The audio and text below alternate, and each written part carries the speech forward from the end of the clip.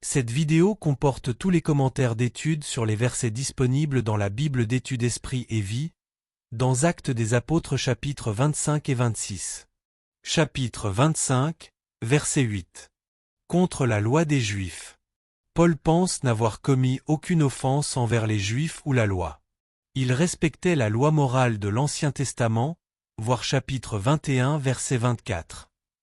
Il savait que les principes moraux de la loi étaient immuables, de même que Dieu lui-même est immuable. Pour lui, la loi est sainte, bonne et spirituelle, Romains 7 verset 12 et verset 14. Elle exprime la nature même de Dieu et son exigence d'une vie droite, voir Matthieu 5 versets 18 à 19. Cependant, Paul n'observait pas la loi comme un ensemble de codes ou de valeurs capables de le justifier.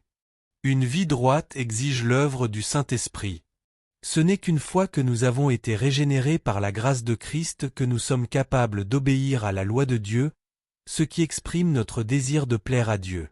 Nous ne sommes jamais sans la loi de Dieu quand nous vivons sous celle de Christ, 1 Corinthiens 9 verset 21, voir Matthieu 5 verset 17, note, Romains 3 verset 21, 8 verset 4. Chapitre 26, verset 18. La mission divine de Paul. Ce verset est une déclaration classique de ce que le Seigneur Jésus désire que l'Évangile accomplisse au sein des perdus. Premièrement, que tu leur ouvres les yeux. Les perdus sont aveuglés par Satan, ils ne peuvent donc pas réaliser qu'ils courent droit à la perdition. La vérité de l'Évangile leur est cachée, 2 Corinthiens 4 verset 4. Seule la prédication de Jésus-Christ dans la puissance du Saint-Esprit ouvrira leur intelligence, voir 2 Corinthiens 4 verset 5, Éphésiens 1 verset 18.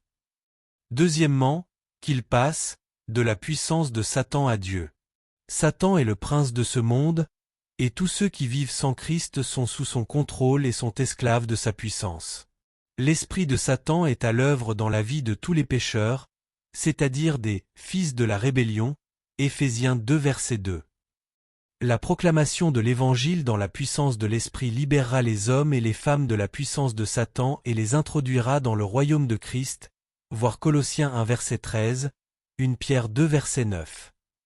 Troisièmement, qu'ils reçoivent le pardon des péchés. Le pardon vient par la foi en Christ qui est fondé sur sa mort en sacrifice sur la croix. Quatrièmement, l'héritage avec les sanctifiés. Celui qui est pardonné, délivré de la domination du péché et de Satan, habité et baptisé dans le Saint-Esprit, est séparé du monde et vit maintenant pour Dieu, dans la communion de tous ceux qui sont sauvés par la foi en Christ. Verset 19.